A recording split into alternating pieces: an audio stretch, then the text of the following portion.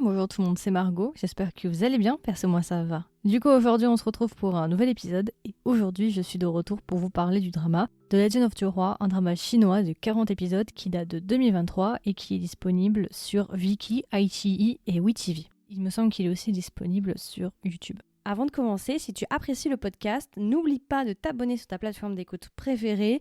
Et si tu as quelques secondes, une note de 5 étoiles sur Spotify ou bien un review sur Apple Podcast aide énormément le podcast à être recommandé à d'autres passionnés de drama. Merci beaucoup à toutes les personnes qui laissent des notes et qui laissent des commentaires. Et maintenant, place à l'épisode. Alors du coup, je suis de retour pour vous parler de ce drama qui a été une très très bonne surprise. Franchement, je dois vous avouer que je crois que je me suis fait envoûter par ce drama. On va être honnête, je ne pensais pas autant apprécier ce drama. Franchement, j'ai été agréablement surprise par rapport à ce drama. Alors, oh mais je viens de voir que c'est lui. D'accord. Alors, je vais vous donner les acteurs, je pense que vous allez en connaître là, ça va vous faire plaisir. Alors, en acteurs principaux, nous avons Jing Tian.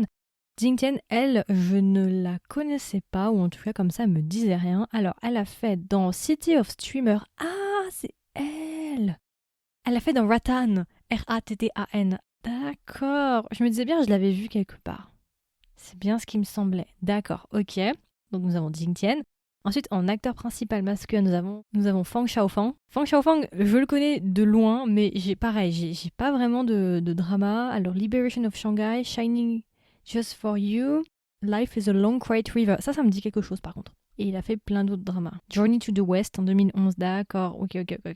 Donc Fang Xiaofang, c'est notre acteur principal masculin. Et je vais vous donner un autre acteur, vous allez être trop content. C'est Joey Jan, lui. Alors lui, vous le connaissez parce qu'il a joué dans You Are My Desire ou You Are Desire, je sais pas trop, le titre ils l'ont changé entre temps, donc You Are My Desire qui était très très populaire là il y a pas longtemps, et aussi le drama When I Fly Toward You. Donc si vous l'avez aimé, vous allez le retrouver ici, il est notre deuxième acteur principal masculin. Alors rapidement, de quoi parle Legend of Roi? Déjà ce qu'il faut savoir avec Legend of Roi, c'est que visiblement c'est issu d'un web novel qui s'appelle Tsang Fanglio, qui a été fait par Sueyu R-an.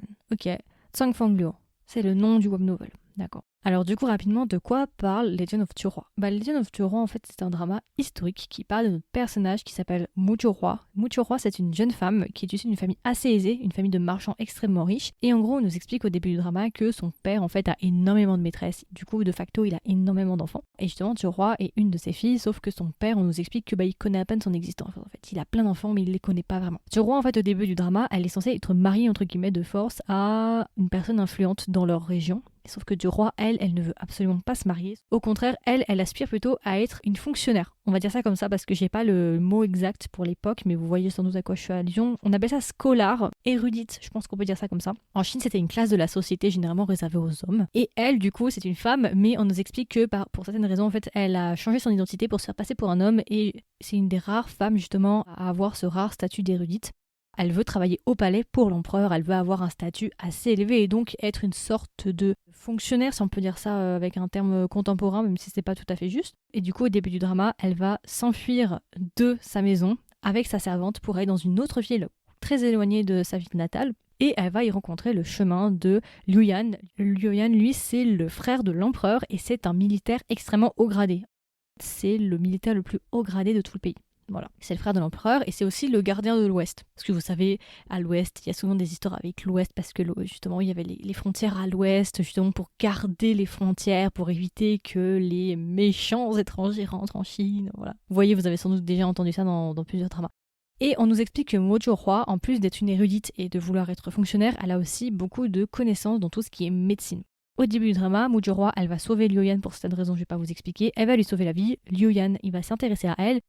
Et entre guillemets, il va la prendre un peu sous son aile et on va avoir une relation mentor-élève, entre guillemets. Il va plus l'aider et la soutenir en fait dans sa poursuite de pouvoir et sa poursuite d'études. Il va l'aider par exemple à prendre différents grands tests hyper importants dans le pays pour devenir des hauts fonctionnaires et ce genre de choses. Et du coup, on va suivre la romance entre ces deux personnages-là et on va aussi suivre tout ce qui est les intrigues de palais avec l'empereur, différentes histoires du passé, les complots, les différents princes, parce que du coup, Joey Jan, celui qui joue dans You Are My Desire et When I Fly Toward You, c'est le prince héritier. C'est censé être le prince justement qui est censé être le nouvel empereur. Et voilà, je ne vais pas vous en dire plus. Alors du coup, qu'est-ce que j'ai pensé de Legend of Roi en très peu de mots, rapidement, sans spoilers, points positifs et points négatifs. je dois vous avouer que ça a été une agréable surprise. Ce drama, personne n'en a parlé. On va pas se mentir, j'ai entendu personne n'en parler. Vraiment, je suis allée chercher, personne n'en a fait de review. Et j'ai eu beaucoup de mal à me positionner parce que personnellement, j'ai été agréablement surprise.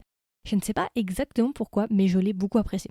Comme je vous l'ai dit, c'est 40 épisodes et c'est vrai que pendant une longue partie du drama, j'avais un peu peur de ces 40 épisodes parce que je me suis dit « Oh my god, comment ça va tenir sur 40 ?» Et étonnamment, c'est passé hyper vite et vraiment, je me suis fait le drama en 2-3 jours, je crois, et les 40 épisodes sont vraiment passés rapidement.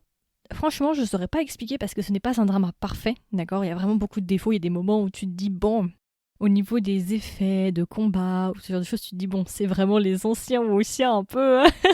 Voilà, tu vas sourire à certains moments, tu vois, où est-ce que tu vas dire, bon, c'est sûr qu'on est très loin de My Journey to You, on est bien d'accord. Il a des défauts, on est bien d'accord, mais je trouve qu'il a, étonnamment, il se regarde, et il est même agréable à regarder, et tu t'ennuies pas. Je sais pas pourquoi. Pourtant, les deux acteurs principaux, je dois vous avouer que moi, j'avais aucun affect avec eux. Quand je les ai vus, j'ai même failli ne pas regarder le drama parce que je me suis dit, non, it's not giving what it's supposed to give. It's not giving couple, you know. Et finalement, j'ai été agréablement surprise. Après, je pense qu'une des choses qui m'a fait apprécier le drama, c'est le fait qu'ils aient une différence d'âge. Je crois qu'il y a une dizaine ou une vingtaine d'années d'écart. Et du coup, c'est vrai que t'as ce côté un peu mentor-élève que j'aime beaucoup en fait dans le drama. Et je pense que c'est ça aussi qui m'a aidé à tenir plus le deuxième lead du coup qui est Joey Jan, qui est le prince héritier que j'ai beaucoup aimé. Dès que je l'ai vu, je me suis dit, toi je t'aime bien.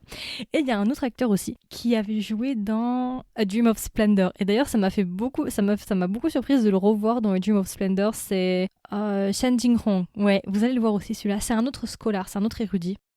J'ai été très surprise de le voir. Parce que déjà, quand je l'ai vu, je me suis dit, oh putain, lui, je le connais. Et après, j'ai resitué justement qui était dans Mankrolu, A Dream of Splendor. Bon, après, il joue des rôles très très différents, mais voilà. Visuellement, je trouve que c'est plutôt propre. Je trouve que les décors sont plutôt beaux. C'est plutôt bien filmé. Je trouve que les couleurs sont assez belles. Alors, c'était pas non plus du statut de My Journey to You, mais c'est pas non plus dégueulasse, vous voyez, parce que parfois, t'as des dramas historiques. Soit ça fait cheap, ça fait vraiment en carton, quand on dirait ils sont allés à Jiffy, aller acheter le décor. Parfois, ça arrive. Ou bien parfois l'éclairage il est hyper saturé, hyper blanc, c'est pas nécessairement très beau visuellement. Et je trouve qu'au contraire ici ils ont quand même essayé de faire un effort, je trouve que les décors tous sont plutôt standards. Les costumes dans mes souvenirs, bon ils sont pas non plus incroyables, j'ai pas grand chose à dire, ils sortent pas de l'ordinaire, c'est pas... Après je suis pas nécessairement venue pour le couple, forcément, mais... Je sais pas pourquoi, mais j'ai regardé l'histoire de A à Z. Même moi, j'ai du mal un peu à pointer en fait ce qui m'a fait continuer. Je pense que c'est peut-être les personnages aussi, parce qu'en fait, ce qu'il faut savoir, c'est que du coup, c'est un drama historique certes, mais ce drama a un regard assez contemporain en fait sur l'histoire, dans le sens où c'est vrai qu'il y a des idées assez... Enfin, je sais pas si on peut dire qu'il y a des idées assez modernes, mais en tout cas, t'as vraiment dans ce drama-là la vision de la femme hyper forte, hyper badass, qui est indépendante, et que tu retrouves pas forcément tout le temps dans l'histoire, ou même dans les dramas en fait. T'as une fille vraiment, elle en a rien à faire. Même il y a des moments où genre on nous dit qu'en gros Mujo-hwa, parce que vous savez qu'à l'époque c'était inconcevable pour une femme déjà d'avoir un statut comme ça, et puis surtout de ne pas être mariée et d'avoir des relations décontractées on va dire avec le sexe opposé. Ok, sans être mariée. Et être proche de plusieurs hommes, même s'il n'y avait aucune relation romantique, hein, mais même être proche de plusieurs hommes sans être mariée, machin, vous voyez, c'était assez controversé. Et dans ce drama, genre, il joue là-dessus en disant, ouais, en fait, elle a un harem, moi, je veux bien faire partie de son harem, plein de choses comme ça et tout. C'est très drôle, vous verrez. Donc, t'as vraiment la vision un peu de la femme hyper forte, hyper badass, qui est indépendante, qui casse tous les codes, en fait, de la société de l'époque, en tout cas dans ce drama-là. Donc, voilà. Moi, personnellement, j'ai vraiment apprécié, je trouve que c'était plutôt sympa. D'ailleurs, vous allez reconnaître la reine douanière, parce qu'elle a joué dans A League of Noblemen.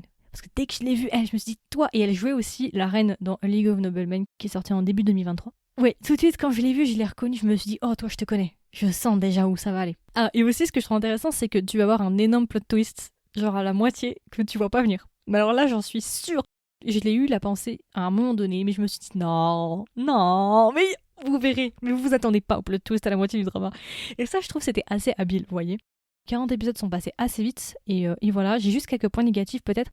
Au niveau du personnage principal féminin, c'est vrai que elle n'est pas souvent affectée par les événements extérieurs en fait. C'est pas du tout un personnage qui va être touché. Par exemple, si un personnage meurt ou disparaît ou s'il lui arrive une injustice, c'est un personnage en fait qui reste assez froid par rapport à la situation et qui ne va pas nécessairement chercher à se venger ou à en découdre. Alors, dans un sens, on peut me dire, ouais, mais vu les circonstances de l'époque, peut-être que c'est un peu réaliste dans le sens où si t'avais un statut inférieur, même si t'avais vécu une injustice, ta vie était en jeu, donc tu pouvais pas te permettre en fait de vouloir te venger. Peut-être, c'est vrai. Mais je sais pas, il y avait quand même des petits moments où je me dis, quitte à ne pas se venger, mais au moins me montrer un peu de tristesse, tu vois. Il y avait peut-être ce côté du personnage de la tristesse, du désespoir à certains moments qui me manquait pour ajouter un peu plus de profondeur à son personnage. Après, peut-être que c'était le parti pris du personnage d'être un personnage assez détaché et stoïque de tout. Parce que c'est vrai que c'est un personnage qui est quand même assez stoïque, peu importe les événements, les obstacles, elle est quand même toujours assez détachée. Mais voilà, pas du tout un personnage qui va motiver ses actions par exemple de la vengeance, par exemple. Voilà. Donc voilà, c'est à peu près tout pour les points négatifs. Alors du coup, si je devais recommander le drama à un ami ou une amie, qu'est-ce que je lui dirais? Est-ce que même je lui recommanderais le drama?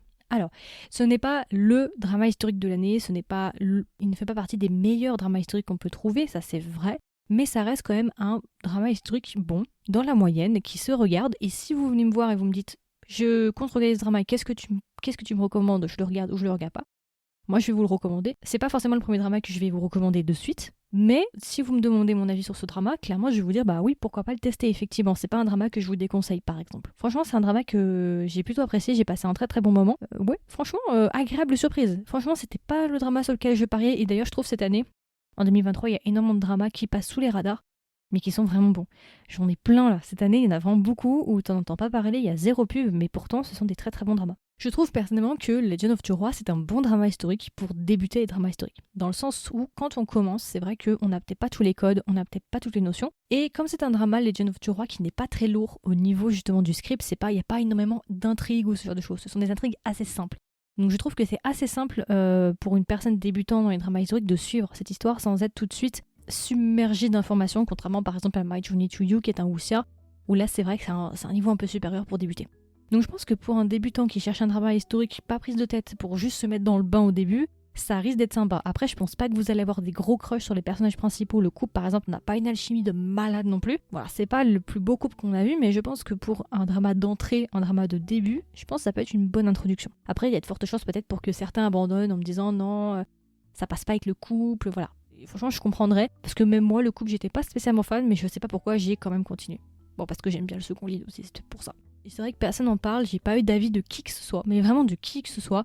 Là, je suis sur My Drama List et il y a beaucoup de gens qui donnent des bonnes notes, donc ça me rassure. Vous voyez, j'ai des 7 sur 10, 8,5 sur 10, ce genre de choses. Ça me rassure, je me dis, bon, je suis pas à côté. Et voilà, 10, 9, 10, 8, 10, 9, 10, ouais. 8, 7,5, 10. Ouais, il y a vraiment que des bonnes notes. Et je trouve ça assez étonnant. Ah là, il y a un 6,5, 7, 6,5, 8,5. Ouais, ce sont des bonnes notes, vraiment. Impressionnant. Enfin, c'est très étrange parce que il a des défauts, il est loin d'être parfait, et pourtant tu continues. Donc n'hésitez pas à me dire si vous l'avez vu, qu'est-ce que vous en avez pensé, ça m'intéresserait de savoir. Pareil, franchement, j'ai besoin d'avoir un avis extérieur. J'aimerais bien prendre du recul aussi sur le drama, ça m'intéresserait d'avoir d'autres points de vue. Ou si vous l'avez aimé, n'hésitez pas à me le dire aussi. Hein. Mais voilà, je serais assez curieux de savoir un petit peu ce que vous en avez pensé. Et du coup, alors si je devais donner une note sur 20 au drama Legend of Roi, combien est-ce que je lui mettrais? Je lui mettrais 15 sur 20. Voilà, franchement, bonne surprise. Il n'y a pas eu de publicité, personne n'en a parlé, donc je me suis dit que ça aurait été sympa de faire un épisode avec vous. Vous savez qu'il existe, vous pouvez le mettre de côté dans votre liste si jamais vous vous ennuyez un jour. C'est la liste un petit peu en mode je teste l'aventure. Si jamais vous cherchez un drama historique, c'est vraiment un drama sur lequel il faut se pencher en tout cas. Donc voilà, j'espère en tout cas que cet épisode vous aura été utile, qu'il vous aura peut-être permis de découvrir un nouveau drama, ou peut-être d'avoir justement quelqu'un d'autre avec qui discuter ce drama. En tout cas, si vous l'avez vu, n'hésitez pas à me donner vos retours. Il y aura une section commentaires si vous m'écoutez sur Spotify. J'aimerais bien avoir des avis supplémentaires. Si vous ne l'avez pas vu, n'hésitez pas à me dire aussi si vous allez le voir. Et une fois que vous l'aurez vu, est-ce que vous l'avez aimé, vous l'avez pas aimé? Comme ça alimenterait ma banque d'informations pour savoir un petit peu où me positionner par rapport à Legend of Roi. Et puis voilà, écoutez, je vous souhaite une agréable journée ou une agréable soirée. Et je vous dis à la prochaine pour un nouvel épisode. Bye bye!